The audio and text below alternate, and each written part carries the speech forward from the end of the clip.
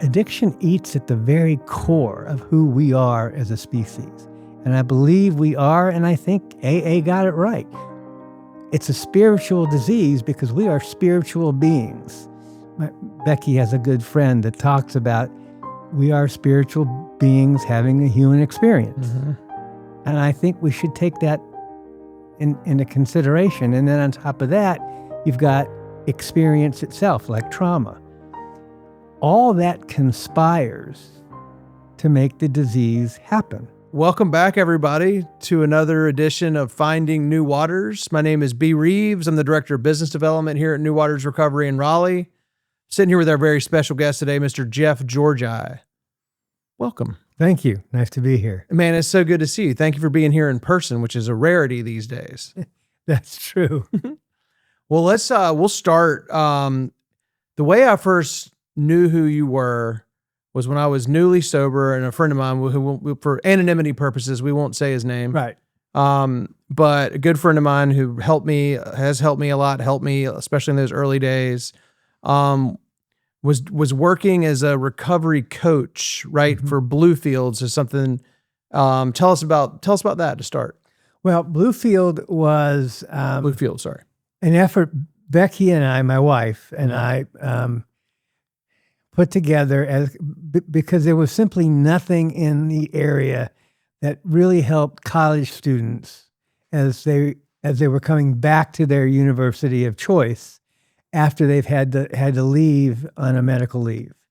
And because Becky had a lot of experience in secondary education and saw high school kids get in trouble, the hope was that if we created a program for college kids, whether it was UNC, North Carolina State, University of Chapel Hill, any of the other colleges, North Carolina Central, we had, I've forgotten the exact number, but we had something like 80,000 students in this area going to school.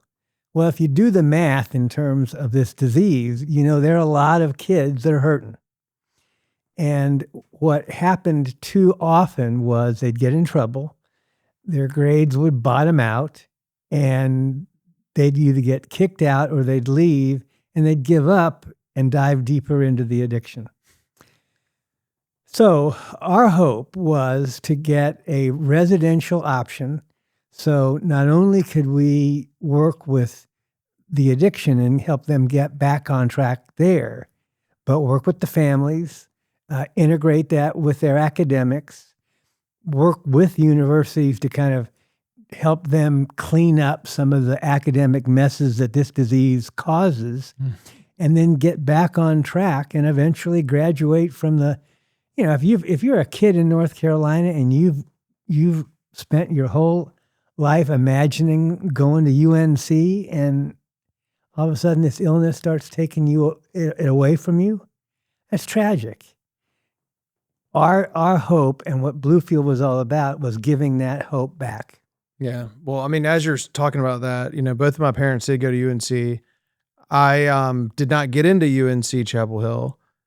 They appeared on my fourth step, which I was able to get over as a resentment. But what I'm really thinking about here is how much I could have used a service like this because I did exactly what you said.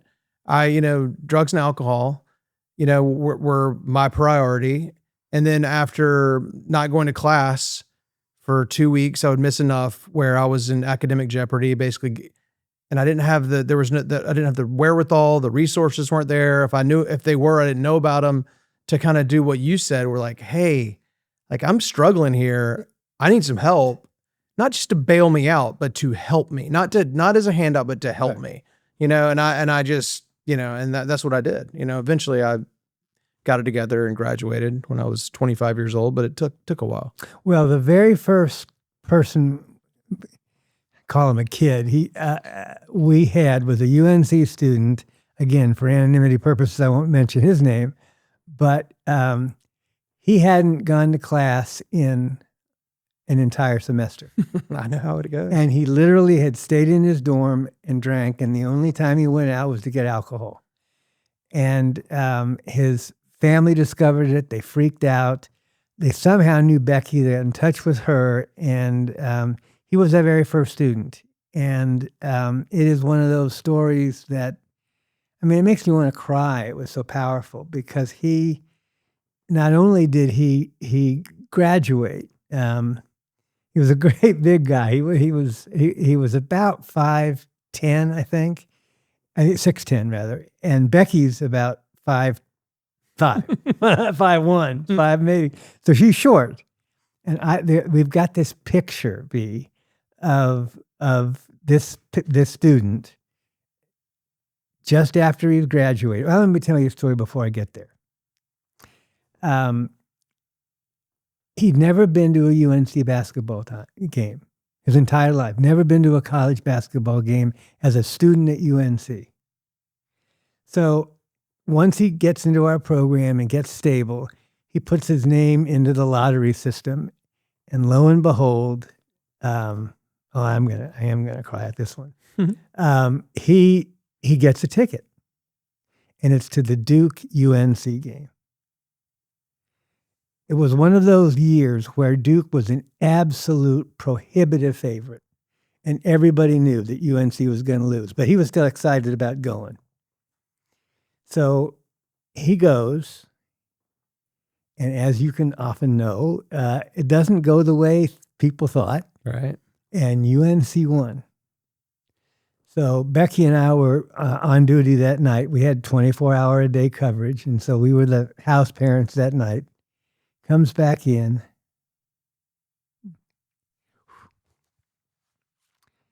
And he stands at the door. And he says, I now know what it's like to be a college student. Oh my God. And he broke into tears. Wow. And I've got a picture of him after he graduated, still in his academic robes, and he's hugging Becky.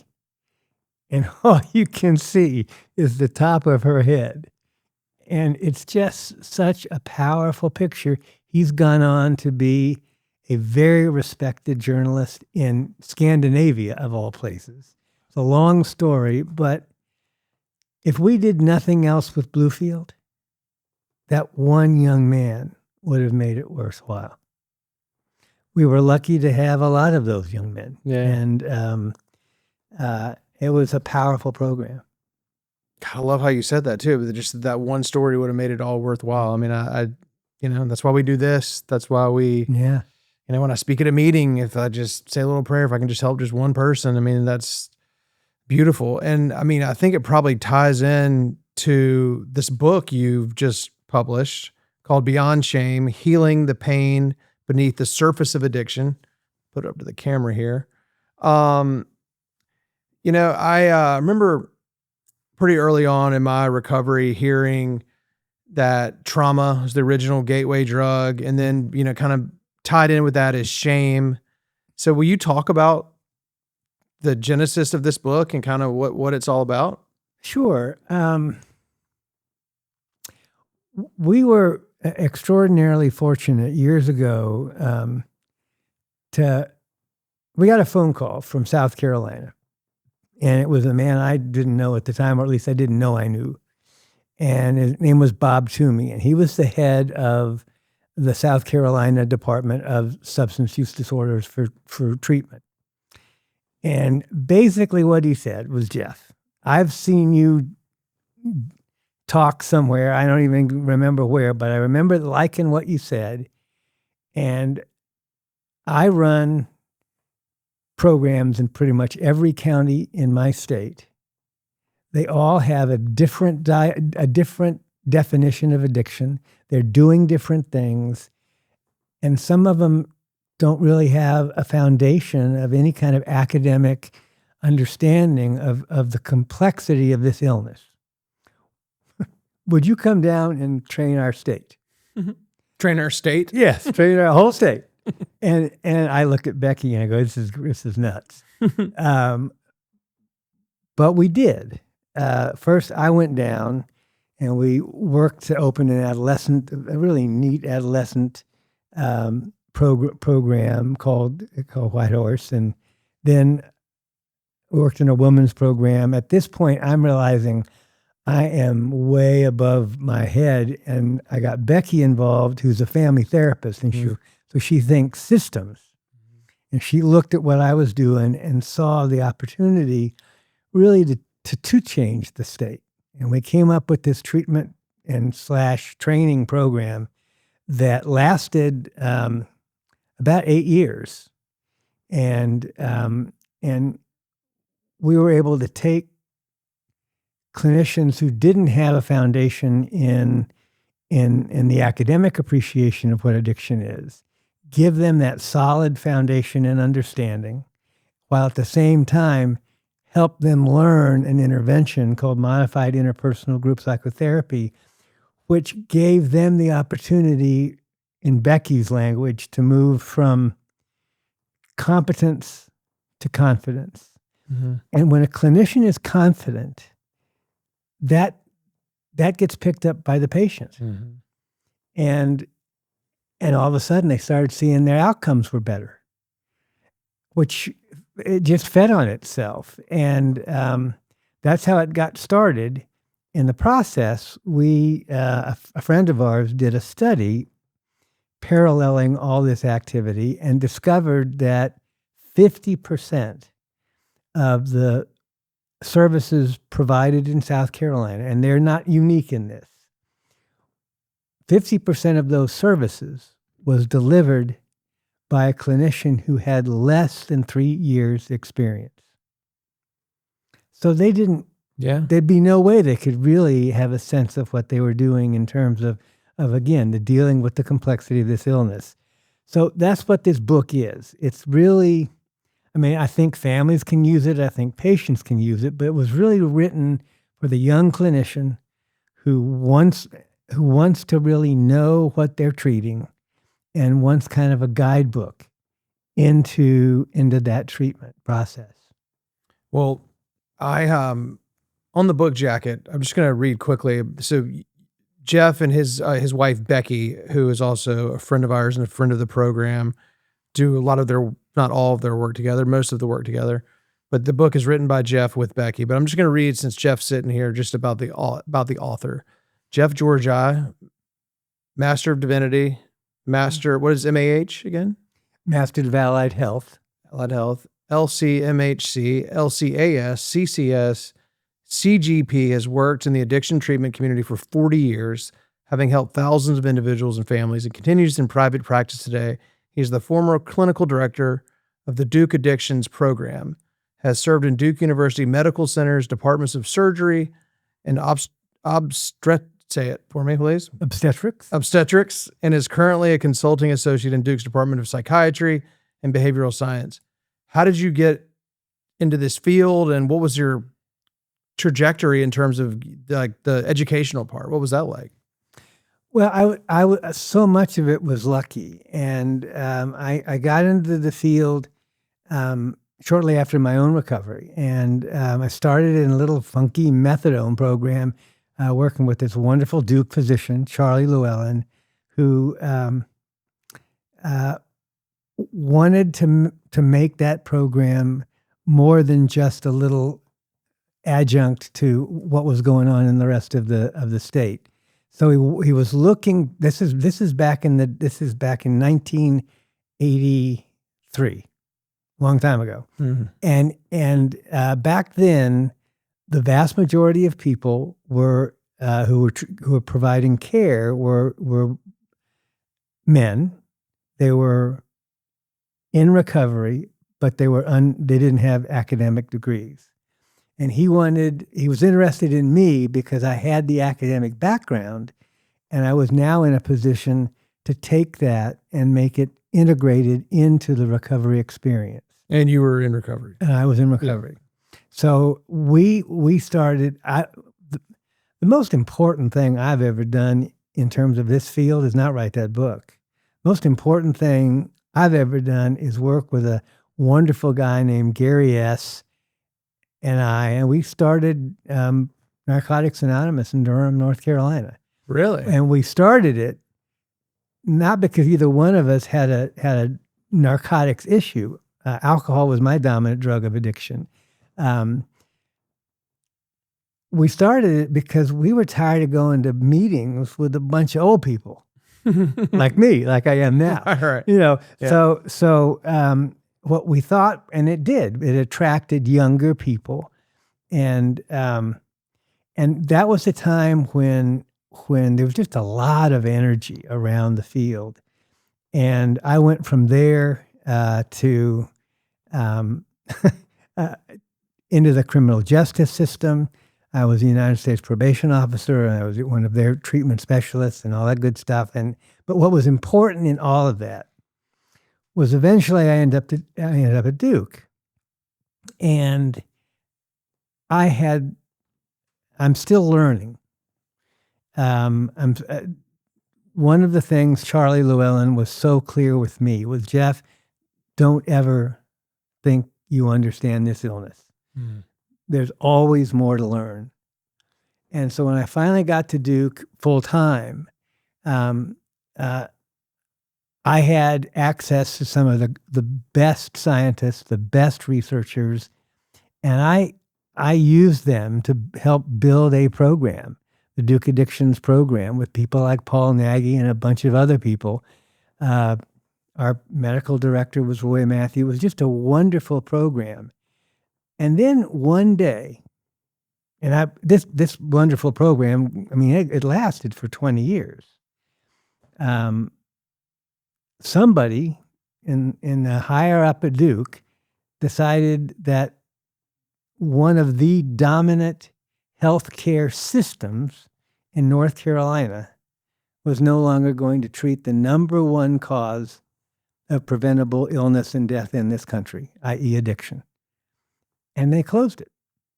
It's wild. Which is why I feel so powerfully about your program. I mean, we need, if you go to one of the Duke emergency rooms, and again, Duke has expanded well beyond Durham, but if you go to one of the Duke emergency rooms and you need substance abuse treatment, they will refer you immediately to some county agency or some other place, sometimes even just a urgent care. Right. And that's not what you need. Yeah. And it is astonishing to me that this elegant system that has done so much for so many people and still does. Yeah. Is blind to this one illness, which speaks not just of Duke, but it speaks of the stigma that the whole country has in terms of the treatment of this disease. Well, you said something really interesting a second ago about in 1983, when you were just starting to work with Gary S., and you said there was so much energy around the field. Mm-hmm. And I was, 6 years old in 1983. But just from being alive for as long as I've been alive and in recovery for the time I've been in recovery, just kind of looking at it the way it is now and what it was like growing up, it seems like while the stigma is lessened now and there are plenty of treatment centers, but somehow like back to that comment on the energy is not quite there. Like it's almost like there's more lip service than there was. And then it's okay to talk about it and okay to be, an addict or an alcoholic and in recovery, but maybe not like the focus is sort of left, like and evidenced by Duke not having their addiction program anymore. Mm-hmm. I mean, is that fair? I think it's fair. I'm not sure the stigma is that much less. Okay. Only 10% at best of the people who have been struggling with this disease at whatever level that is, mm-hmm. get any treatment at all. Even defining treatment as a conversation with their primary care doc. So only 10% get even close to a program like yours. And the vast majority of people just keep on suffering. Yeah. And that's tragic.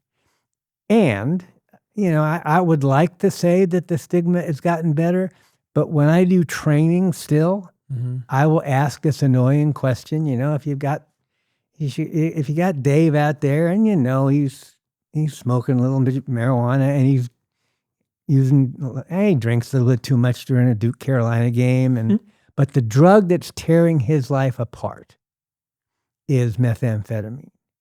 We call that methamphetamine his drug of, and then if I'm talking to and it doesn't matter whether it's an audience of professionals or lay people, everybody virtually will say drug of choice.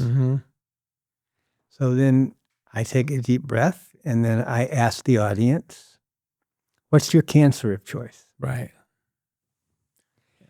And then there's this big kind of sigh, and people realize that we've introduced volition into a disease. I mean, you know this. Nobody chooses addiction. Right. Any more than they choose cancer. Right. I mean. What did you call it earlier? But when you said alcohol is my dominant, what did you say? A drug of addiction. Dominant drug of addiction. Yeah. You're right. I mean, it's just one of those, probably no one who, the first person to say that probably didn't have any kind of ill intent, but it is the exact opposite of what it means. Exactly. Yeah. Because it's in the same way that nobody chooses cancer, Yeah. although there are certain behaviors that we all engage in that could lead us in that direction. Right. I mean, I've met a lot of people who smoke cigarettes, but I never taught anybody who was smoking a cigarette in order to get cancer. I mean, that just doesn't happen. No, I mean, and the way you put it, it's so, everything you're saying is exactly true. Everybody can relate to it, but yet somehow with this disease, with addiction, it's somehow treated so differently. Right. You're right. Well, because again, not everybody who smokes gets cancer. Right. The silly example I often use are my two grandfathers. I had, like all of us, two grandfathers. My maternal grandfather smoked 2 to 3 packs of cigarettes a day, died at the age of 54 of lung cancer.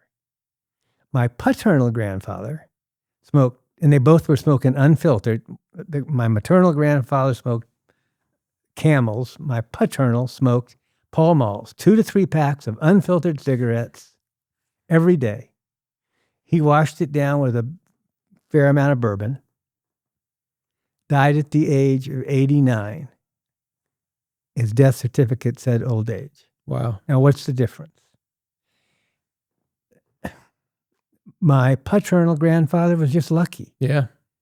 And that's what people don't get. They don't realize that there are some people that have both it's a complicated disease, and they don't realize that it's got a biological component. Some people, and what that means is that some people are biologically resilient to it, while others are biologically vulnerable to it. It's got a psychological component, that's the shame. It's got a social component. That's the context as well as the social shame and judgment that your patients deal with just like mine do. Mm-hmm. It's got a spiritual component. Addiction eats at the very core of who we are as a species. And I believe we are, and I think AA got it right. It's a spiritual disease because we are spiritual beings. Becky has a good friend that talks about we are spiritual beings having a human experience. Mm-hmm. And I think we should take that into consideration. And then on top of that, you've got experience itself, like trauma. All that conspires to make the disease happen.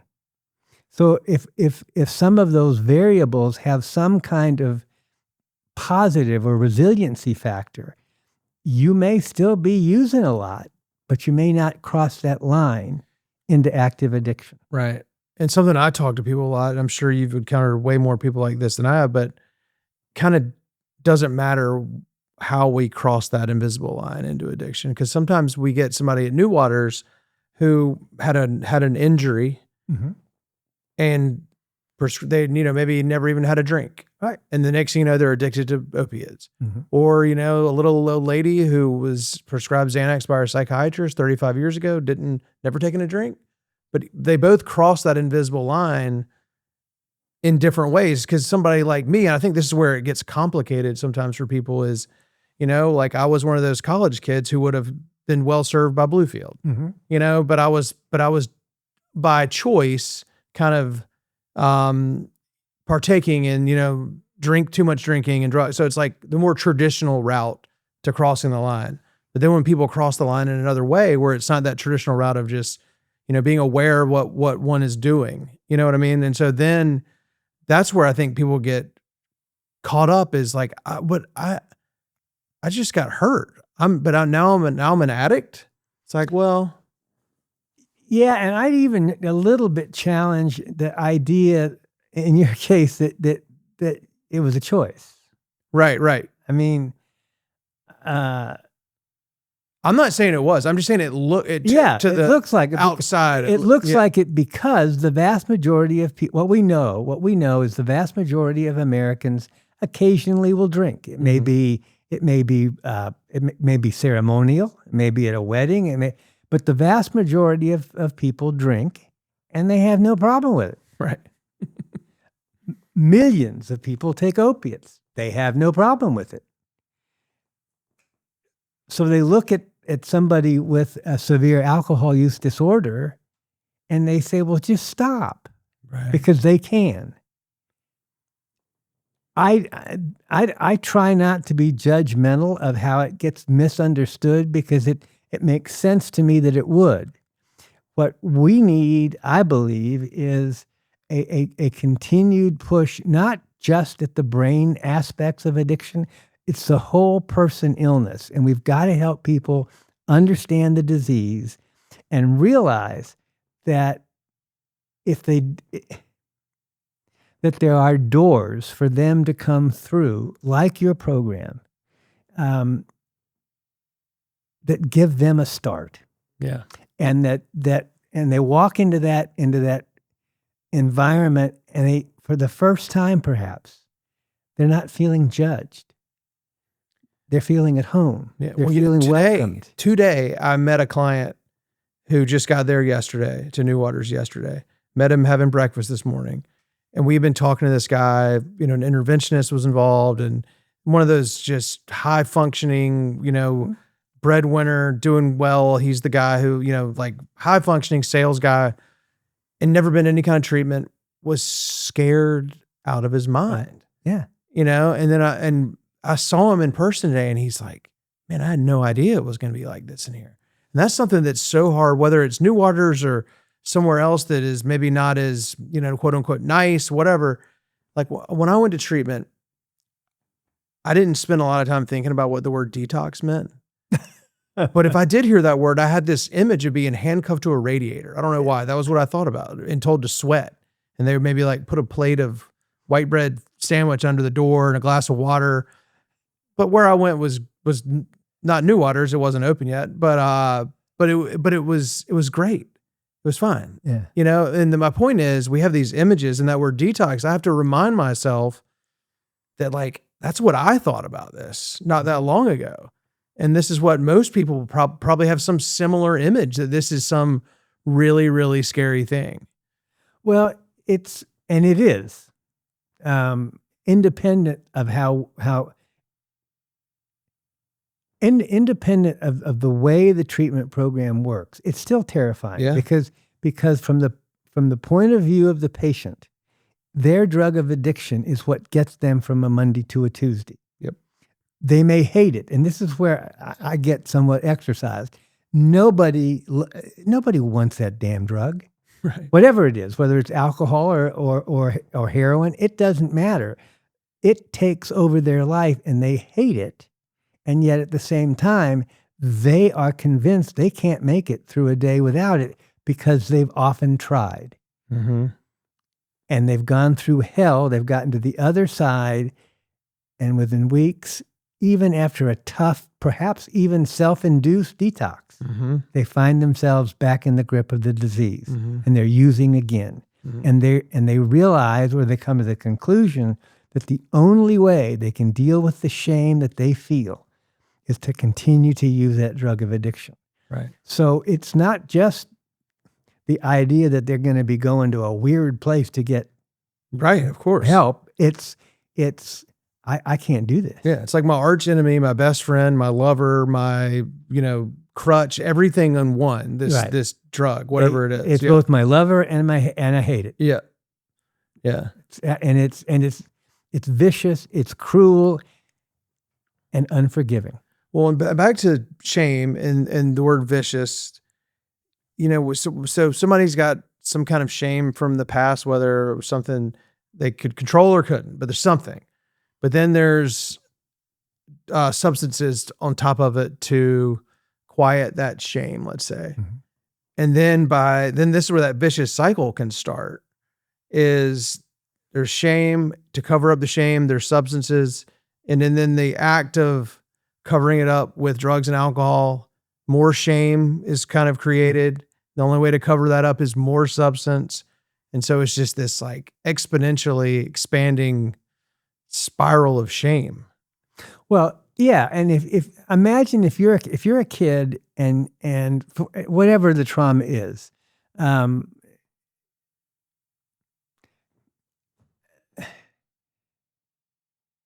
tragically, let's say that you're one of those kids who get sexually assaulted in school, and he's not going to talk about that. He's going to hide it, but what that communicates to him internally is, I wasn't worthwhile enough to be kept safe. Mm-hmm.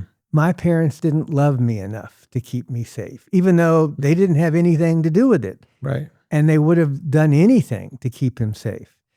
But what we all know is we can't be with our kids 24/7, and some bad things can happen. When trauma happens, whatever time it is in your life, the internal message is, it must be my fault somehow. I deserved it. So the other side of that gets communicated. I wasn't worth keeping safe. I'm not worthwhile. I'm not important. I'm not good enough. Those are the voices of shame until you take that first hit of cocaine, or you have that first slug of alcohol. And if you've got the right brain chemistry, it is magic. That shame disappears. And for the first time, you feel whole. And that's the most wonderful feeling in the world. And that's what, tragically, all people, I believe, with this illness remember. They remember that initial sense of, oh, I am okay. Mm-hmm. Sadly, that leaves pretty quickly as they move toward addictive illness, but the memory stays.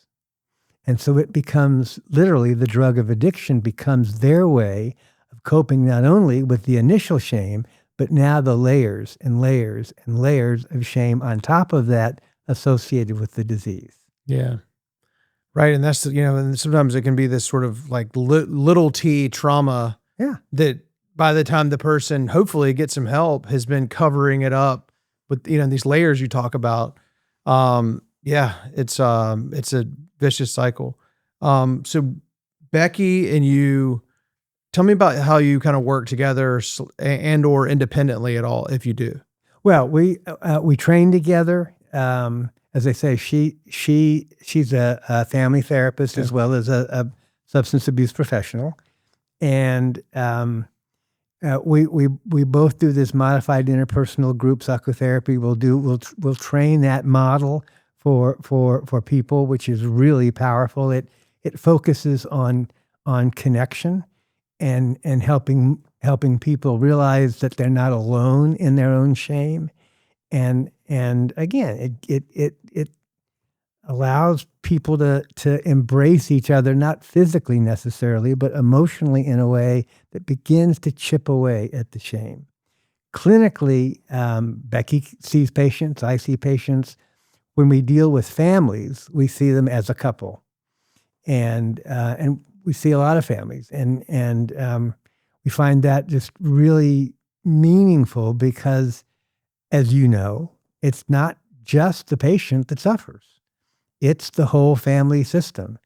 And if Beck was here, she'd be saying, and often the family is even sicker than the person who has the primary illness, and it's because they inherit the shame of the patient. Right. So they become ashamed. They start covering up. They start hiding. Yep. They get kind of nutty. I mean, the whole system goes crazy. And so what we get to do as a couple is kind of model that communication and work with the entire family system to begin to challenge those messages of shame.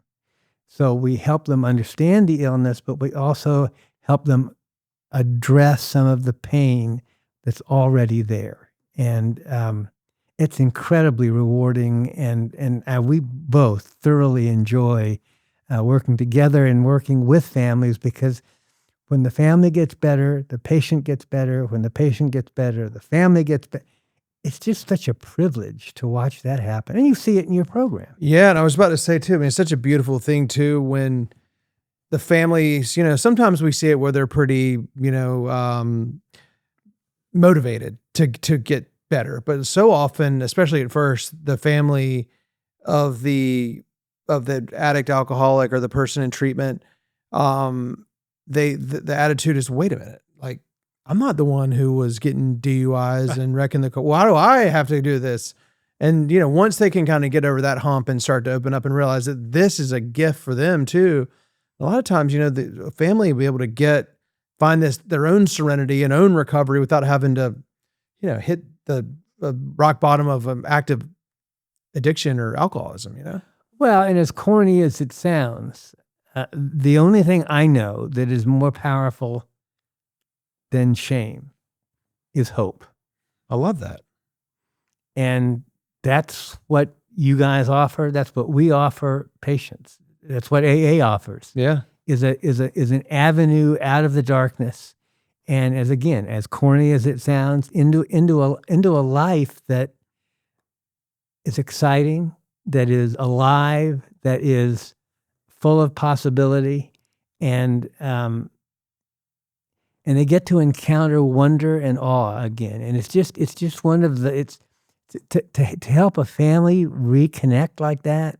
I mean, it's such a privilege as a clinician. So Becky and I feel when we are invited into that pain, it's sad and painful, but we also know that we gotta go into that fire in order to help them begin to put out the energy of shame and find that hope. Yeah. Well, as you were talking about how, with the word hope, that hope is more powerful than shame, I was just thinking about how their hope is associated with it's the principle associated with step 2. Mm-hmm. There's no step associated with shame. And then the other thing you said right after that is that there is a way out, which was the original title of the big book, Alcoholics Anonymous, but until they realized there were too many other titles. But that's what it is. It's a way out. Right. It is. Yeah, but it opens a door. And when you think of the first 3 steps of AA, those are the first 3 steps we all have to take to get any help from a medical problem. We first got to recognize we can't do it on our own, step 1, and our life is completely out of control. Step 2 is, I'm not going to go see a physician if I'm absolutely convinced they can't help me. Right. So I've got to believe that there's help out there and that this particular physician can actually do that. And then step 3, I got to do what that physician tells me to do, right, even though it's hard. Right. Those are the first 3 steps of AA. Yeah. So if people would just look at it, they would realize that the approach into recovery is no different than any other treatment process. It just looks a little bit different, but it's the same. It's the same dynamic. Right. I mean, so much of life is like that. I mean, I even think about it like with golf. It's like if I go take a lesson, I'm asking for help, which is hard. Yeah. But, and I'm in this case paying somebody for help, but then what good is any of that if I don't receive the help and accept the help? Yeah, if you keep doing it the way you were doing it when you came in, I'm not a golfer. I attempt. Becky is a real tennis player. She actually is good, but I'm a hacker. But I try. Yeah. And every time I take a lesson, if I really will not only do what the pro told me, but then practice it, Exactly. I actually get better. It's kind of exciting. Well, exactly. And I'm sure you can attest this. You go take a lesson, you start doing what the guy or woman, the pro told you to do, and then he goes away or she goes away, and then hitting some bad shots, and you're so tempting to go back to our old ways, which we know isn't just right, but we know it works. Right. But it was just a way to get by. Mm-hmm. But then, yeah, exactly. Well, we are so lucky to have you and Becky in our community. Will you tell us and tell our listeners and our viewers, this is the book, I'll show it again, Beyond Shame, but how do people get in touch with you and Becky? Well, I mean, we've got a website. If you go to either Jeff Georgi and Associates or Georgi Educational and Counseling Services, that's our website. You can get with us through that. We've got a wonderful practice manager, Jill Collins, and her telephone number is accessible through those websites, and people can. We see patients, we see families. We are still committed to that clinical side of things, and again, we've also got a broader vision of hoping to do what we did in South Carolina and bring some of that training up to North Carolina, because for those 8 years, we pretty much disappeared from North Carolina. We were living here and we were seeing patients here, but we were traveling, we were commuting back and forth to South Carolina. So in a lot of ways, we fell off the map. And so I guess one thing, and that's why I so feel privileged to be doing this kind of thing with you, it's kind of our way of announcing ourselves back to North Carolina. Hey guys, we're here. We're back. We're back. We're back. And both Becky doesn't age, but I'm putting on a few years, but I still I don't know anything more exciting than recovery. I hear you. I agree. I completely agree. Well, let's leave it there. That sounds like a good place to stay. Yeah. Thank you so much for being here. Oh, you're welcome. Thank you, B. Yes, sir. If you liked what you heard today or just want to know more, give us a call on 919-670-8119 or visit us at newwatersrecovery.com. Thank you.